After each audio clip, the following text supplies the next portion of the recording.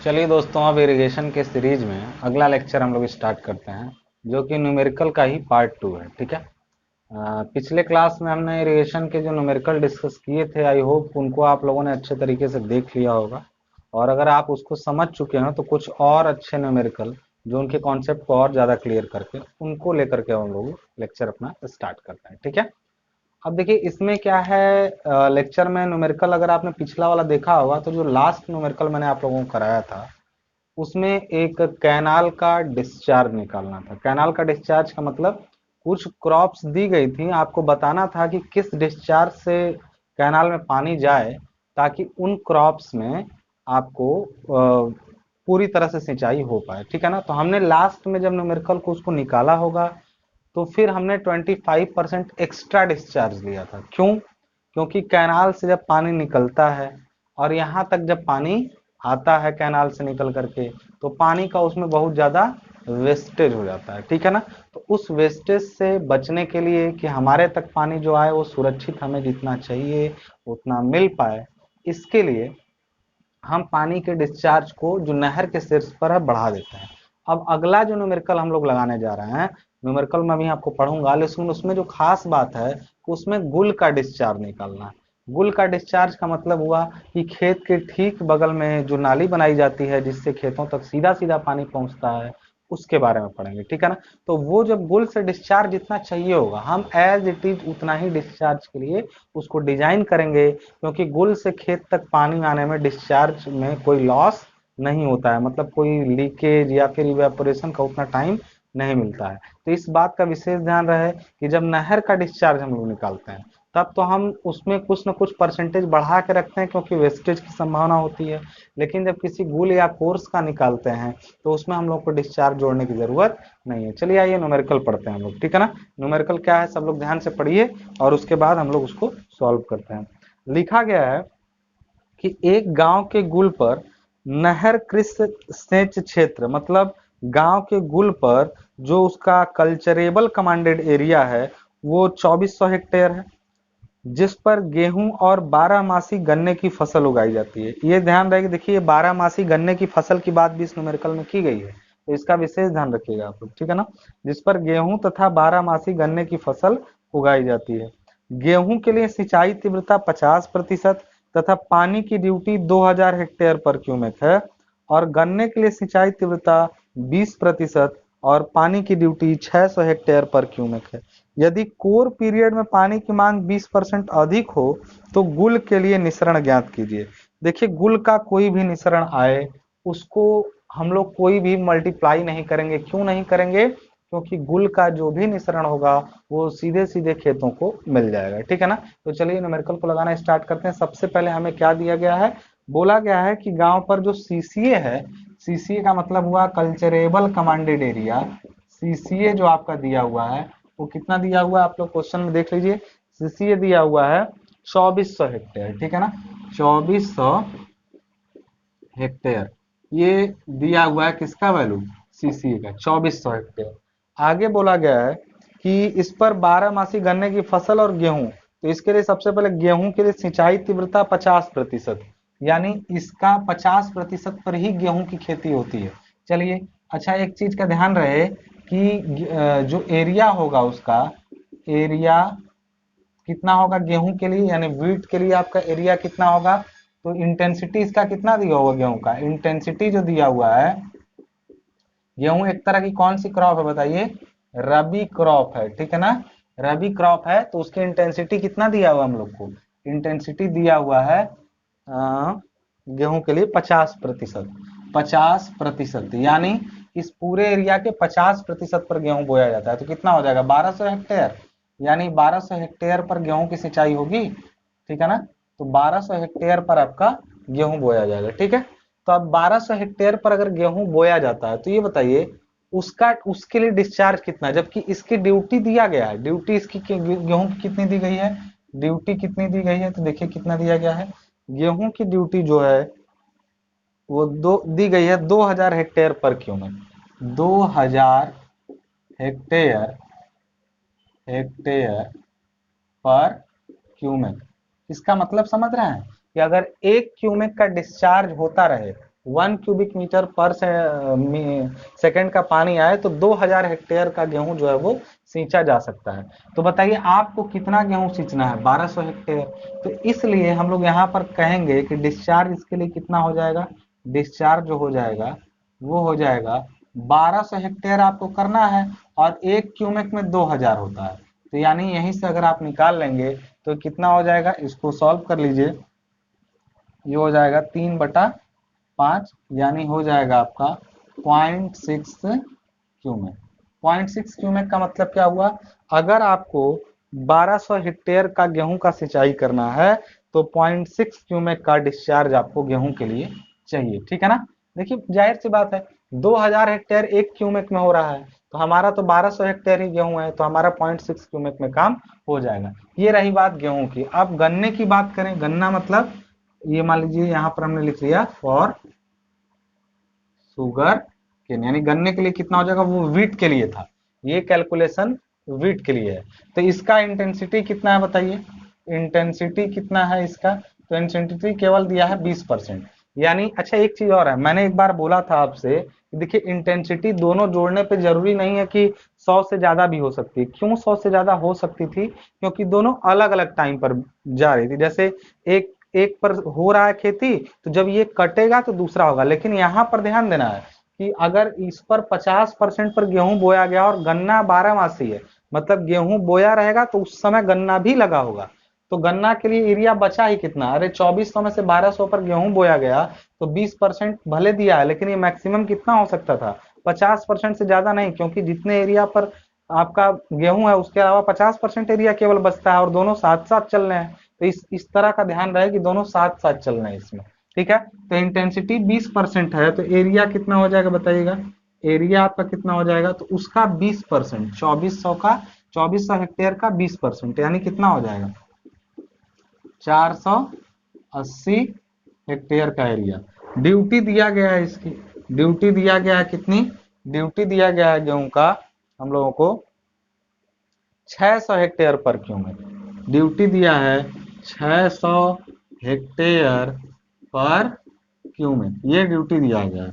इसलिए डिस्चार्ज कितना चाहिए इसके लिए, डिस्चार्ज कितना चाहिए, तो डिस्चार्ज कितना चाहिए देखिए, 600 हेक्टेयर कर सकता है एक क्यूमेक में, हमें कितना करना है 480, तो 480 और बटा हम लोग कितना कर देंगे 600।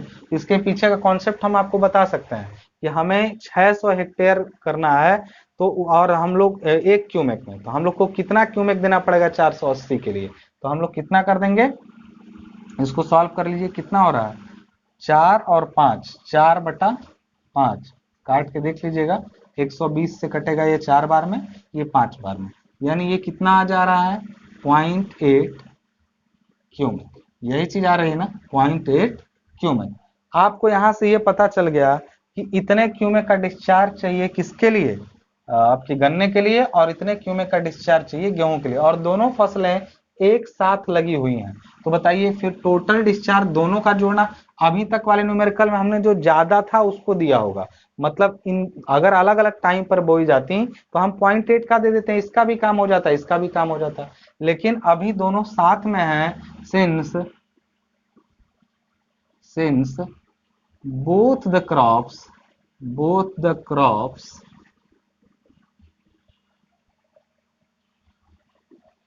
need water at the same time, मतलब जब चूंकि दोनों ही फसलों को एक ही वक्त पर पानी चाहिए, इसलिए डिस्चार्ज डिस्चार्ज कितना हो जाएगा हम लोग का, दोनों को जोड़ दीजिए तो आ जाएगा 0.6 प्लस 0.8 कितना हो जाएगा 1.4 क्यूमेक। देखिए ये बात हो गया, थ्योरेटिकली ये सही हो गया 1.4 क्यूमेक। मतलब अगर अच्छा ये गुल है, कोर्स है, तो वाटर कोर्स में डिस्चार्ज मैंने बोला था कोई चेंजिंग नहीं करेगा, लेकिन इस क्वेश्चन में एक और चीज बोला गया, देखिए यहाँ पे ध्यान दीजिएगा, ये खेत है अगर यहाँ पे आपका, और इसी के ठीक बगल में ऐसे नाली है, और इसी नाली से आपको पानी लेना है इसमें खेत में, ठीक है ना, इसी नाली से पानी लेना है। तो बताइए कोई नहर से आ रहा है, यहीं पर डिस्चार्ज मिल जा रहा है इतने का 1.4 क्यूमेक का, तो हमें जितना चाहिए उतना हमने पूरा मांग दिया। अगर हमको कहीं दूर से लाना होता तो हम 1.4 की जगह 2 मंगाते या 1.8 मंगाते, 2.2 मंगाते, ताकि यहाँ आते आते खराब होते होते बचे कितना 1.4 क्यूमेक। लेकिन यहाँ पर हमको जब यहीं पर गुल का ही निकालना है डिस्चार्ज, तो गुल के डिस्चार्ज में कोई बढ़ोतरी करने की जरूरत नहीं है। लेकिन हमें एक चीज और बोला है, बोला गया है इसमें कि कोर पीरियड में पानी की जरूरत 20% ज्यादा है। सामान्य स्थितियों में इतना पानी चाहिए मतलब डिस्चार्ज, लेकिन आप भी जानते हैं, मैंने आपसे बताया था कि कोर पीरियड वो टाइम होता है जिस समय फसल को ज्यादा केयरिंग की जरूरत होती है, और उस समय फसल को पानी की जरूरत नॉर्मल से ज्यादा होती है। बाद में भले न जाए, लेकिन कोर पीरियड में पानी ज्यादा चाहिए होता है। तो एक चीज जान लीजिए, कोर पीरियड में पानी की मात्रा जो होती है वो बढ़ा ली जाती है। अब पानी की मात्रा बढ़ाने का मतलब यहाँ पे ध्यान समझिएगा, जो 1.4 क्यूमेक आपका आया है उसको आप लोग 20% बढ़ा लीजिए। 20% बढ़ाएंगे क्यों? क्योंकि कोर पीरियड में डिस्चार्ज ज्यादा मिले, और वही डिस्चार्ज बना रहे तो ठीक है, बाद में भले घट जाए लेकिन उस समय तो चाहिए। इसलिए जो कोर्स डिजाइन किया जाएगा हम लोग का, वो 1.4 क्यूमेक के लिए नहीं, बल्कि ऐसा डिजाइन किया जाएगा कि जब जरूरत ज्यादा पानी की हो तो हम लोग वो सप्लाई भी दे सके। तो हम लोग यहाँ क्या लिखेंगे कि 20% extra for core period. Core period के लिए 20% एक्स्ट्रा, तो इसलिए हम लोग का डिस्चार्ज जो हो जाएगा क्लियर, जो फाइनल डिस्चार्ज होगा वो कितना हो जाएगा, तो 1.2 टाइम्स इंटू 1.4, मतलब इतना तो पहले चाहिए था और ये 1.2 क्यों? क्योंकि 20% बढ़ा दिए। तो इसको कैलकुलेट करके आप लोग फटाफट लिख लेंगे। तो यहाँ पर देख लेंगे कितना आ जाएगा, 1.4 इंटू 1.2 आ जाएगा हम लोग का 1.68 क्यूमेक, 1.68 क्यूमेक। आई होप आपको ये न्यूमेरिकल समझ में आया होगा। अगर ये समझ में आया है तो चलिए अब अगला न्यूमेरिकल हम लोग देखते हैं। ठीक है, अगला न्यूमेरिकल क्या है उसके बारे में पढ़ेंगे, उसको भी समझेंगे, कॉन्सेप्ट एकदम क्लियर हो जाएगा। फिर उसके बाद इस चैप्टर को हम लोग खत्म, फिर दूसरा चैप्टर स्टार्ट किया जाएगा। ठीक है ना, इसके सारे न्यूमेरिकल आप लोग का मैंने एग्जाम्पल का लगभग लगवा दिया है, और इससे ज्यादा आपके एग्जाम में नहीं आने वाला है। ठीक है, तो चलिए दूसरा न्यूमेरिकल भी हम लोग फटाफट देख लेते हैं क्या है। चलिए दूसरा न्यूमेरिकल क्या कह रहा है, कह रहा है कि एक गुल का नहर कृषि से क्षेत्रफल, मतलब एक वाटर कोर्स है उसका भी सीसीए जो है वो 1600 हेक्टेयर है। फसल ए की सिंचाई तीव्रता 40% और कोर काल 20 दिन दिया हुआ है, जबकि फसल बी है उसकी सिंचाई तीव्रता 30%, कोर काल 15 दिन और कोर गहराई 12 सेंटीमीटर है। फसलों के लिए गुल में पानी की आवश्यक मात्रा ज्ञात कीजिए। फसलों के लिए गुल में पानी, वही गुल का निस्सरण यानी वाटर कोर्स का डिस्चार्ज निकालना है, लेकिन शर्त यह है, पहला केस कि दोनों फसलें रबी की हों, और दूसरा केस है कि एक फसल रबी और दूसरा खरीफ की हो। देखिए दोनों का डिस्चार्ज निकालेंगे हम लोग क्वेश्चन में, और अगर जब दोनों फसलें रबी की होंगी तो दोनों भाई साथ साथ एक ही टाइप की फसल है तो दोनों का डिस्चार्ज जोड़ेंगे तब आएगा। और जब दोनों फसलें अलग अलग होंगी, मतलब एक रबी और एक खरीफ होगी, तब हम लोग जो ज्यादा रहेगा उसको डिस्चार्ज दे देंगे, क्योंकि टाइम चेंज हो जाएगा। तो सेम क्रॉप रहेंगी तो डिस्चार्ज जोड़ दिया जाएगा, और अगर अलग अलग क्रॉप्स रहेंगी तो डिस्चार्ज में जो बड़ा डिस्चार्ज होगा उसको काउंटिंग में ले लिया जाएगा। चलिए तो हम लोग इसको लगाते हैं सबसे पहले, for crop A, for crop A मतलब फसल ए के लिए, क्रॉप ए के लिए बोला गया है इसमें सबसे पहले कि नहर का कृषि क्षेत्रफल 1600 हेक्टेयर है, और सीसीए तो पहले ही लिख लेते हैं हम लोग, सीसीए दिया हुआ है, सीसीए हम लोग का 1600 हेक्टेयर है। ठीक है, 1600 हेक्टेयर मतलब ये तो टोटल है जिस पर खेती की जाती है, कल्चरेबल एरिया इतना है। लेकिन क्रॉप ए का इरिगेशन इंटेंसिटी जो है, इरिगेशन इरिगेशन इंटेंसिटी जो है क्रॉप ए का, वो कितना है? क्रॉप ए का बोला गया है इरिगेशन इंटेंसिटी 40% और कोर पीरियड 20 दिन, ये 40% है। कोर पीरियड इसका बोला है, अच्छा 40% है तो चलिए कोर पीरियड लिखेंगे बाद में, पहले यहीं से एरिया निकाल लेते हैं। चलिए ये 40% इरिगेशन इंटेंसिटी है, मतलब जितना सीसीए है उसके 40% पर फसल ए बोई जाएगी। यानी एरिया कितना हो जाएगा, एरिया ऑफ क्रॉप ए, तो वो कितना हो जाएगा 40% ऑफ दिस, इसका 40%, तो कितना हो जाएगा बताइए, इसका 40% हो जाएगा आपका 10% 160 हुआ, तो 40% हुआ 640। अब ये कैसे आ रहा है तो इसको सॉल्व कर लीजिए, 1600 का 40%, ठीक है ना, 40%, तो एरिया कितना हो जाएगा, इसको सॉल्व कर लेंगे ऐसे तो आ जाएगा 640 हेक्टेयर, ठीक है ना, ये आ जाएगा फसल ए के लिए। तो फसल ए का एरिया इतना है, इसका कोर पीरियड दिया हुआ है, कोर पीरियड मतलब उस टाइम, जिस टाइम कोर काल इसका, जिस टाइम पौधा बढ़ रहा होता है वो दिया हुआ है इसका कोर पीरियड। कोर पीरियड में पानी की डिमांड बहुत ज्यादा चाहिए होती है। कोर पीरियड 20 दिन है और कोर डेप्थ 10 सेंटीमीटर है। कोर पीरियड 20 दिन है और इसका कोर डेप्थ यानी डेल्टा, डेल्टा मतलब पानी की गहराई, ये कितना हुआ है, ये 10 सेंटीमीटर है, ठीक है ना, 10 सेंटीमीटर, ठीक है। तो अब यहाँ पर आपको पता चल गया कि कोर डेप्थ इतना है। तो अब एक चीज बताइए, इसकी ड्यूटी क्या होगी, इस फसल की ड्यूटी क्या होगी। तो ड्यूटी निकालने के लिए आप जानते हैं ड्यूटी डेल्टा और बेस पीरियड में संबंध। तो जब ड्यूटी डेल्टा जब पूरे पानी की गहराई होती है तो पूरा बेस पीरियड लेते हैं, लेकिन जब केवल 20 दिन का ही है तो फिर हम उसी दौरान जो पानी दिया गया है वही लेंगे। तो कोर डेप्थ मतलब केवल कोर काल में दी गया पानी, ठीक है ना। तो ये होता क्या है आप लोग जानते हैं, 8.64 बी अपॉन डेल्टा होता है। तो 8.64 बी यानी 20 दिन है, डेल्टा मतलब 10 सेंटीमीटर है यानी ये 0.1 मीटर होगा, तो 0.1 यानी डी की वैल्यू कितनी हो जाएगी ड्यूटी की। तो ड्यूटी का वैल्यू आप निकाल लीजिए यहीं पर, ड्यूटी का वैल्यू हो जाएगा 8.64 इंटू 20 और डिवाइडेड बाई हो जाएगा 0.1 यानी हो जाएगा 1728 हेक्टेयर पर क्यूबिक, 1728 हेक्टेयर पर क्यूबिक, ये हो गया आपका इसका ड्यूटी का वैल्यू। चलिए ड्यूटी आपका ये है। अब एक चीज मैं आपको बता दूं, ये ड्यूटी निकली है, मतलब अगर एक क्यूबिक का डिस्चार्ज होगा तो जो क्रॉप ये है उसका 1728 का एरिया सींचा जा सकता है। लेकिन बता सकते हैं क्रॉप ए का एरिया जो है वो कितना सींचना है, केवल 640 हेक्टेयर ना, तो कितने क्यूबिक का डिस्चार्ज चाहिए बताइए। तो डिस्चार्ज कितना हो जाएगा यहीं से ध्यान दीजिएगा, डिस्चार्ज जो मैंने अभी अभी पिछले क्वेश्चन में भी करा कि डिस्चार्ज बराबर जो होता है इरिगेटेड, अब लिख देता हूं फॉर्मूला टाइप से, इरिगेटेड एरिया अपॉन ड्यूटी, यही तो होता है। अभी तक तो ये अभी पिछले क्वेश्चन में भी यही किए थे, इरिगेटेड एरिया 640 है, इसको ऊपर कर देता हूं मैं,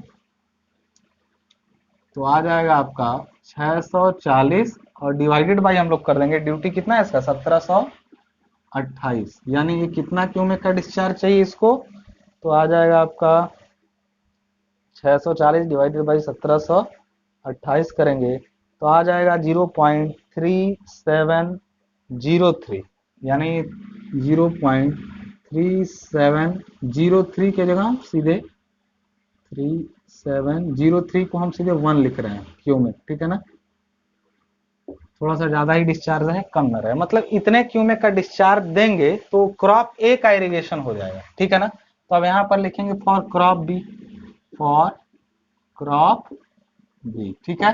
क्रॉप बी के लिए हमें क्या करना पड़ेगा, तो क्रॉप बी के लिए ध्यान दीजिएगा कि उसका भी इरिगेटेड एरिया कितना है, इंटेंसिटी, तो इंटेंसिटी दिया है क्रॉप बी का, आप लोग क्वेश्चन देखे होंगे तो उसमें देख लीजिएगा, क्रॉप बी का इंटेंसिटी जो दिया गया होगा वो दिया 30% और कोर काल 15 दिन, ये 30% है इरिगेशन इंटेंसिटी।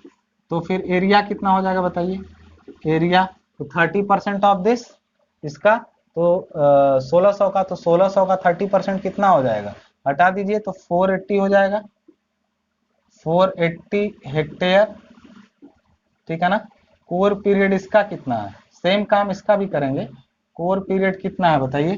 तो कोर पीरियड इसका तो 20 दिन था ना इसका, लेकिन इसका कोर पीरियड फसल बी का जो है वो 15 दिन और कोर डेप्थ 12 सेंटीमीटर, ये 15 डेज है और कोर डेप्थ जो है वो है आपका 12 सेंटीमीटर या 0.12 मीटर, 0.12 मीटर, ठीक है ना। अब बताइए यहाँ पे 480 का हेक्टेयर के एरिया पर हो रहा है। अब यहाँ पर फिर इसकी भी ड्यूटी निकाल दीजिए, फसल बी की ड्यूटी कितनी होगी, डी इज इक्वल टू, तो 8.64 इंटू बी का वैल्यू 15 अपॉन डेल्टा की वैल्यू 0.12, इसका वैल्यू निकाल दीजिए कितने क्यूमेक है, कितने क्यूमेक है देख लेते हैं। 8.64 इंटू 15 डिवाइडेड बाई 0.12 यानी 1080 हेक्टेयर पर क्यूमेक आ रहा है, 1080 हेक्टेयर पर क्यूमेक, ठीक है ना। हेक्टेयर पर क्यूमेक में ये आ रहा है, क्लियर है। मतलब ड्यूटी इसकी है, तो अगर इसकी ड्यूटी इतनी थी तो आपको डिस्चार्ज पता चला, इसका डिस्चार्ज कितना होगा बताइए, डिस्चार्ज, तो इसका डिस्चार्ज हो जाएगा, इसका भी एरिया 480 है, तो 480 और डिवाइडेड बाय कितना हो जाएगा 1080, कितना है इसका डिस्चार्ज चाहिए कितने क्यूमेक का, तो आ जाएगा 480 डिवाइडेड बाई 1080 यानी आ जाएगा 0.4444, इसी तरह यानी 0.45 कर सकते हैं हम लोग, 45 क्यूमेक, ठीक है। 0.45 क्यूमेक का इसमें डिस्चार्ज चाहिए। तो बताइए अब डिस्चार्ज इसका चाहिए था 0.37 क्यूमेक और इसका। अब अगर दोनों साथ साथ बोई जाए, यानी दोनों ही फसलें, क्वेश्चन में बोला है कि अगर दोनों फसलें रबी की हैं, तो if both crops are rabi crops, तो यहां ऊपर मैं मिटा के लिख दे रहा हूं इसको, ठीक है। बोला गया है इफ बोथ, पहला क्वेश्चन था कि अगर दोनों फसलें रबी की, बोथ आर रबी क्रॉप्स, तो डिस्चार्ज कितना हो जाएगा, डिस्चार्ज, तो दोनों को जोड़ देंगे क्योंकि दोनों साथ में बोई जाएंगी, यानी 0.45 और प्लस 0.371, इसको 445 कर लीजिए क्योंकि कोई दिक्कत नहीं है, दोनों चीजें चलेंगी। तो कितना आ जाएगा इसका, सॉल्व कर लेंगे, प्लस करेंगे जब 0.371 आ जाएगा 0.815 क्यूमेक का। लेकिन अगर इफ ए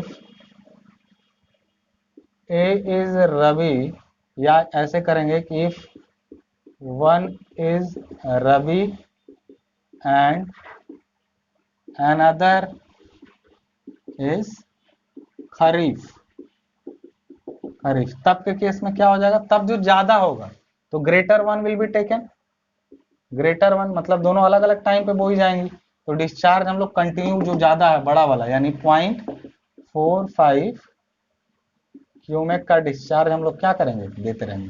कहेंगे सर इस डिस्चार्ज को बढ़ाएंगे नहीं क्या, पहली बात कि ये गुल से निकल रहा है तो बढ़ाना नहीं है, और अगर कोर पीरियड की बात करते तो ये ऑलरेडी कोर पीरियड में ही निकाला गया है, तो आपको इसको कहीं से कुछ बढ़ाना या घटाना नहीं है, कैलकुलेशन में जो आया है वही देना है। पिछले क्वेश्चन में ये था कि बोला गया था कि ये नॉर्मल है और कोर पीरियड में अगर डिस्चार्ज देना हो तो 20% ज्यादा चाहिए, हम ऑलरेडी इस क्वेश्चन को कोर पीरियड में ही सॉल्व किए हैं, तो हमारा एक आंसर पहले का ये हो जाएगा 0.815 और दूसरे का आंसर हो जाएगा 0.45।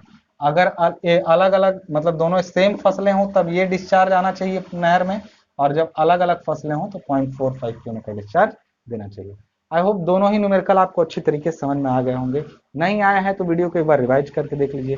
नोट संबंधी किसी भी प्रॉब्लम को जो अलग अलग आप मुझसे व्हाट्सएप पे पूछते हैं, उससे अच्छा है कि आप डिस्क्रिप्शन बॉक्स चेक करिए, वीडियो का डिस्क्रिप्शन बॉक्स चेक करिए, उसमें नोट संबंधी सारी जानकारी आपको मिल जाएगी। व्हाट्सएप पर मैसेज करिए, वहां पर जानकारी मिल जाएगी, ठीक है।